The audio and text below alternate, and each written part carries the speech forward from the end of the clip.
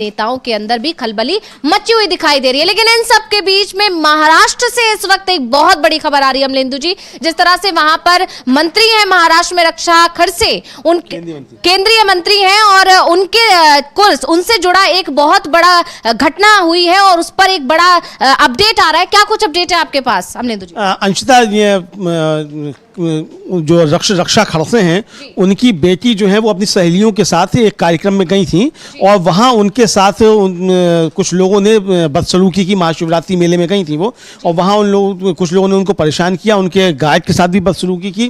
Police की मौजूदगी में उनकी वीडियो बनाने की कोशिश की गई। ये सब कुछ हुआ तो इस पर उनका कहना है कि यह बर्दाश्त नहीं किया सकता और रक्षा खड़से खुद जो थी वो जाकर पुलिस स्टेशन पहुंची। उनकी बाइट भी है, वो भी हम लोग सुनवाएंगे। उन्होंने कहा कि मैं एक मां होने के नाते मैं वहां पहुंची और सोचिए कि अगर एक केंद्रीय मंत्री जो है उसकी बेटी के साथ ये सब किया जा सकता है तो आम आदमी कितना असुरक्षित होगा। तो ये क्या कह रही है रक्षा खड़से, हम उनके मुंह से ही सुन लेते हैं। जी, पहले हम रक्षा खड़से का बयान सुनते हैं, उसके बाद चर्चा करेंगे, क्योंकि लगातार सुरक्षा व्यवस्था पर सवाल उठते रहे हैं। ऐसे में अब केंद्रीय मंत्री की बेटी के साथ बदसलूकी हो जाना ये अपने आप में एक बड़ा सवाल खड़ा करता है। तो पहले रक्षा खड़से को सुनते हैं, उस पर आगे चर्चा करेंगे।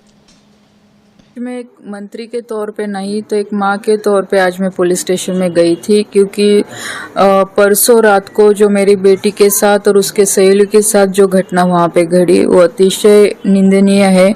क्योंकि जिस तरह का माहौल अभी दिन पे दिन मुक्ताई नगर सिटी में या तालुका में यहाँ पे देखने को मिल रहा है, और मुझे लगता है कि मेरे जैसी कई माएँ होगी कि उन्होंने भी ये सवाल पुलिस स्टेशन में जाके पूछना चाहिए कि जो बेटियों के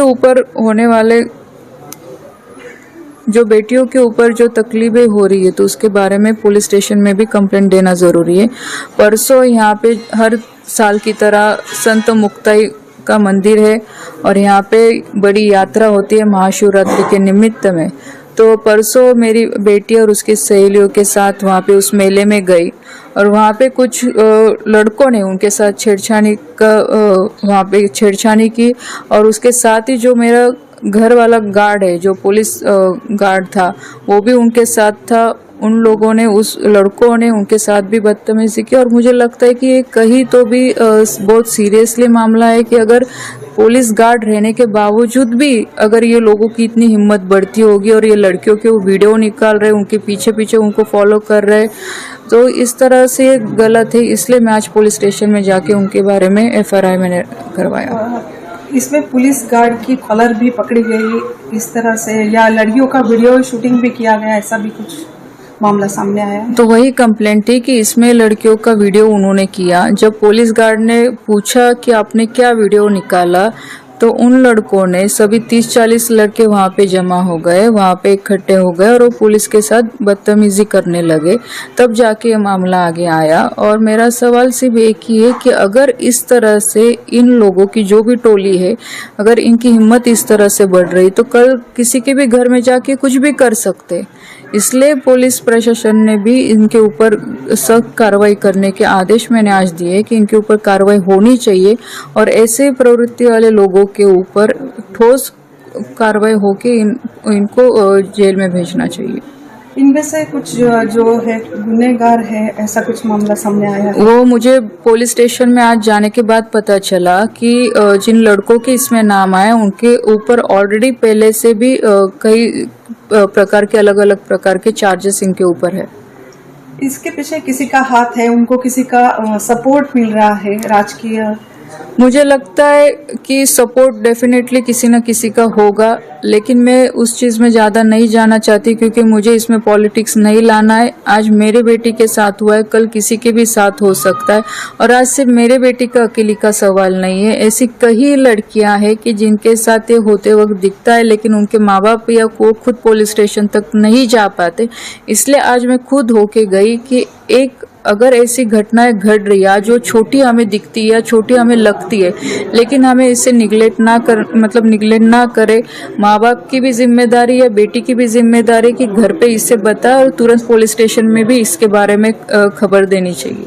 केंद्र में, राज्य में आप ही की सत्ता है, इसके बावजूद राज्य में महिलाओं पे अत्याचारों की घटनाएं, वारदात बढ़ती जा रही है। इस पे कानून भी बने हैं, लेकिन क्या ये मामला दिन बर दिन बढ़ते जा रहा है? जैसे मैंने अभी बताया, मतलब मैं ये बारे में डिनाई नहीं करना चाहूँगी कि मतलब यहाँ राज्य में या देश में ऐसी घटनाएं घटती है, उसका कोई समर्थन भी नहीं करता है। सरकार भी अपनी तरफ से पूरी कोशिश करती है कि जो भी गुनहगार है उनको शिक्षा मिलनी चाहिए, लेकिन अगर जब तक हम लोग पुलिस स्टेशन तक नहीं पहुंचेंगे तब तक ऐसे लोगों को पनिशमेंट भी नहीं होगी। इसलिए मैं सबसे यही अपील करूंगी कि अपने बेटी रहे बच्चे रहे उनके ऊपर अगर ऐसे कोई छोटे मोटे चीज़ें होती है तो उसके ऊपर भी ध्यान रखना चाहिए। बच्चों को सपोर्ट करके पुलिस स्टेशन तक हम जाने चाहिए, क्योंकि कई बार ये चीज़ें ध्यान में आती है कि हमारा नाम आगे आएगा या इसके बारे में न्यूज़ बनेगी, इसलिए कई पेरेंट्स घर पे ही रहते,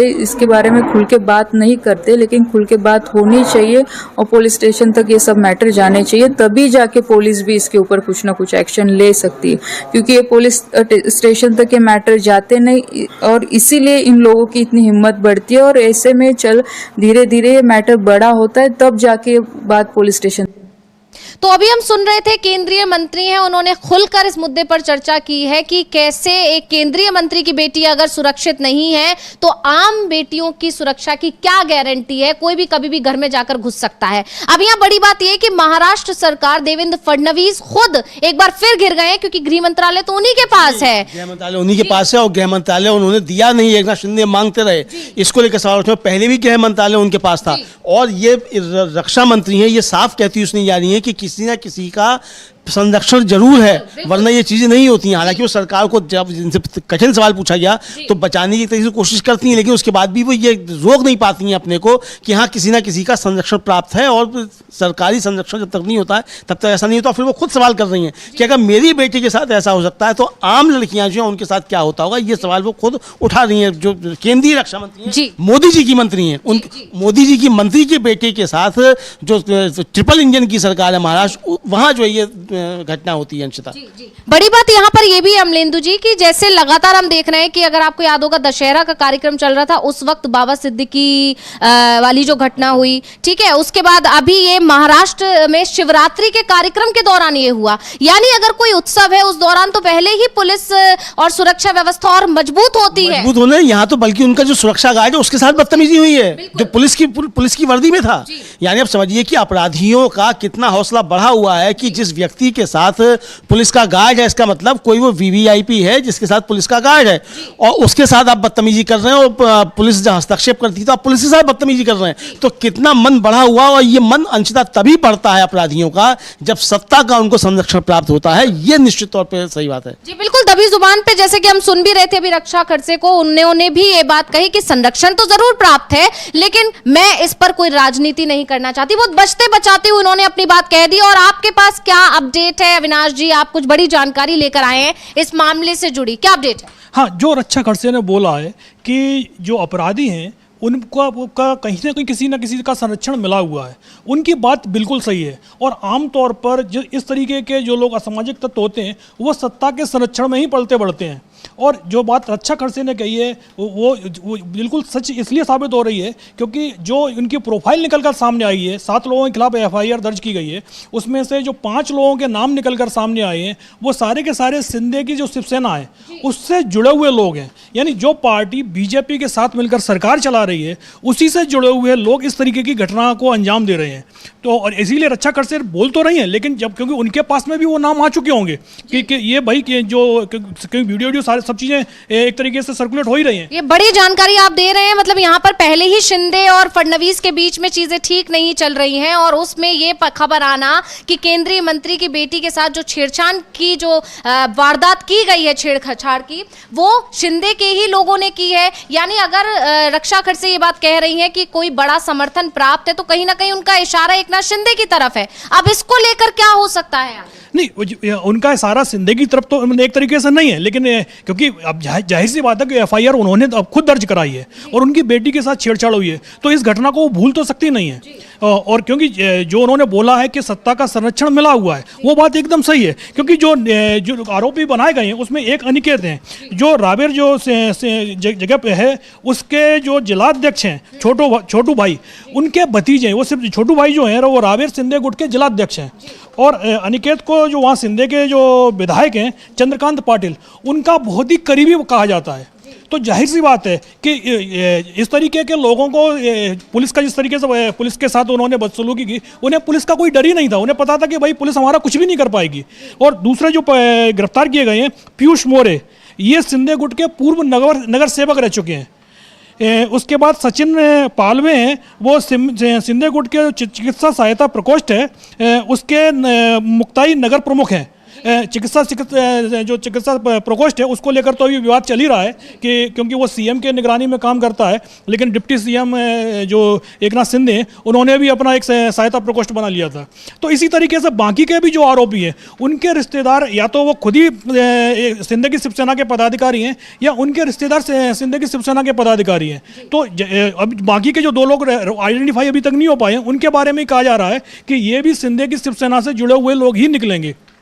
तो जाहिर सी बात है कि ये जो 3 जो दलों की सरकार चल रही है, जिसको हम लेंगे ये ट्रिपल इंजन सरकार बोल रहे हैं, यदि उसमें एक केंद्र का इंजन और जोड़ लिया जाए तो 4 इंजन हो जाएंगे। वहाँ तो 4 इंजन हो जाएंगे। उनके बीच में किसी तरीके का कोई सामंजस्य नहीं है। तो वहाँ जो विपक्ष का आरोप जो चल रहा है कि भाई यहाँ तो लूटने वाली सरकार है, तो जिसके इससे जो भी कुछ आ जाए वो उसको समेटने की कोशिश कर रहा है। तो इसी के चलते, क्योंकि जो देवेंद्र फडणवीस है उनका ध्यान सरकार चलाने से पर कम है और अपने जो सहयोगी हैं उनको कमजोर करने पर ज़्यादा लगा हुआ है। सरकार के अंदर कई चीज़ें अभी भी ठीक नहीं हो पाई हैं। कई जिलों में तो अभी तक जो प्रमुख होते हैं उनकी नियुक्ति नहीं हो पाई है। तो और जो विवाद सबसे ज़्यादा इस समय चल रहा है वो सिंधे के साथ में ही चल रहा है।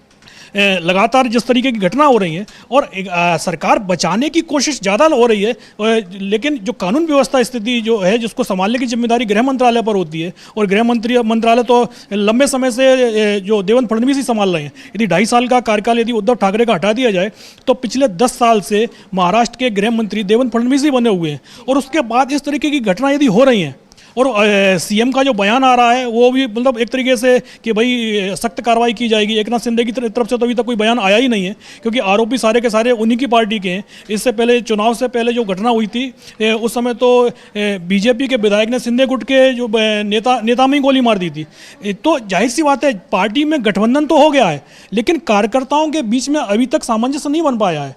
और वो सारी चीज़ें यहाँ दिखाई भी दे रही हैं, क्योंकि भाई जिस लड़की के साथ में अगर पुलिसकर्मी तैनात हैं तो ये तो सीधा सा मान लिया जाएगा कि भाई या तो वो किसी बहुत बड़े अधिकारी की लड़की है या किसी बड़े नेता की लड़की है। तो और जो भी कुछ है तो जाहिर सी बात है वो सत्ता से जुड़े हुए लोग हैं। और उसके बावजूद यदि उन लड़कियों के साथ में इस तरीके की बदसलूकी हो रही है तो ये सीधा सरकार पर ही सवाल उठाता है। और अब ये देखना है कि सिंधे की तरफ से इस पर क्या जवाब आता है। और सरकार, क्योंकि अब मामले में एक तरीके से पार्टी जो सत्ता में वही फंसती हुई दिखाई दे रही है, तो क्या जो बीजेपी है या रक्षा खड़से हैं अभी तो जाहिर सी बात है उनके रुख काफ़ी सख्त बना हुआ है, लेकिन क्या वो ये रुख लगातार जो आरोपियों पर जिस तरीके की कार्रवाई के लिए बात कर रही हैं, क्योंकि हमारे यूपी में होता है, यूपी में इस तरीके की कोई घटना होती तो अब तक तो बुलडोजर चल गया होता, तो क्या महाराष्ट्र में आरोपियों के घर पर इस बुलडोजर चलाया जाएगा?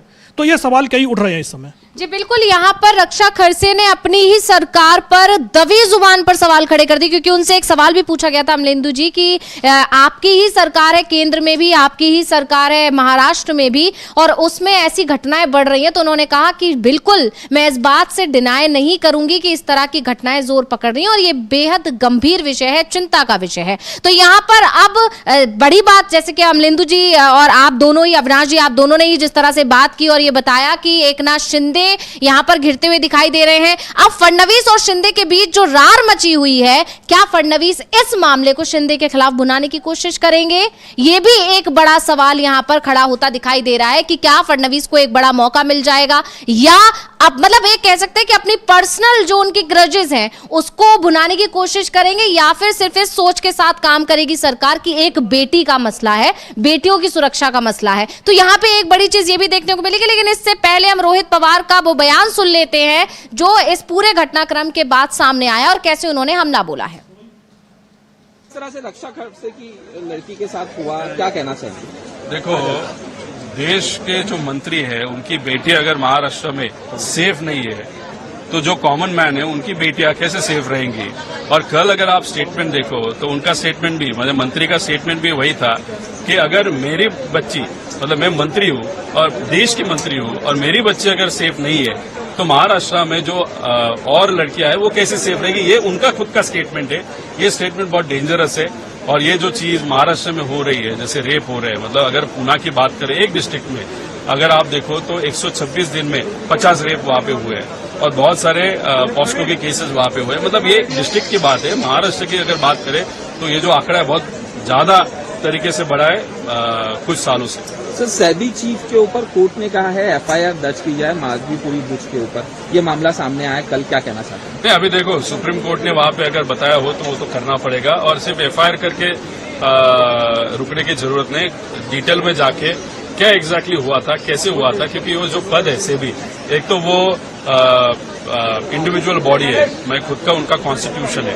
अगर उसमें कोई बाहर से आके हस्तक्षेप करता है या बिजनेस में हस्तक्षेप करता है, वो अच्छी चीज नहीं है। इसलिए वो बहुत पावरफुल पद है और उस पद का इस्तेमाल अगर किसी के लिए या खुद के लिए वहां पे किया गया हो तो उसकी जांच तो होनी चाहिए। दादा, आखिरी सवाल, इस्तीफा होना चाहिए दादा के मंत्री जो हैं उनका? देखो, अगर आप देखो, अगर आपका महाराष्ट्र है या पत्रकार है या अगर वो जो पीड़ित कुटुंब है, उन सबका कहना है कि इन्होंने इस्तीफा देना चाहिए, तो एक नैतिकता देखते हुए मंत्रियों ने दिखाना चाहिए कि बाबा हम नैतिकता है हमारे में।